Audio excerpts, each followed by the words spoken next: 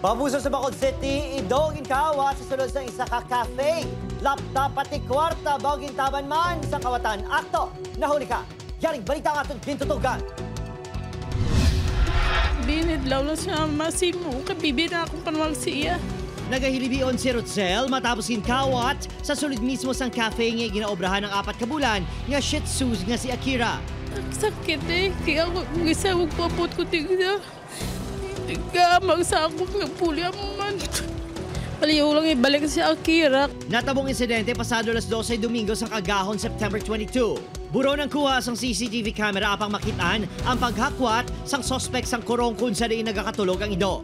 Nga ginapanigiyahan sang iyaamo nga si Michael. Sobra pa na sa bata na ako. Malagaan ko.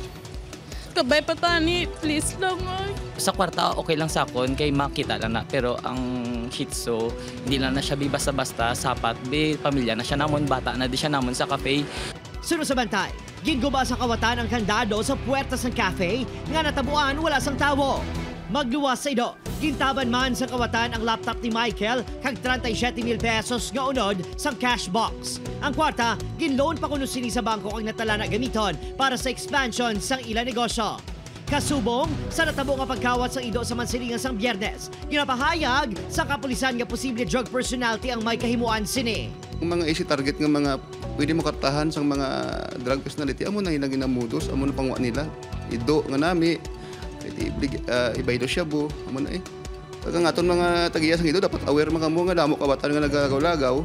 Padayon nga imbestigaran sa kapulisan ang asun-asun nga insidente sang pagkawat sang maido sa syudad.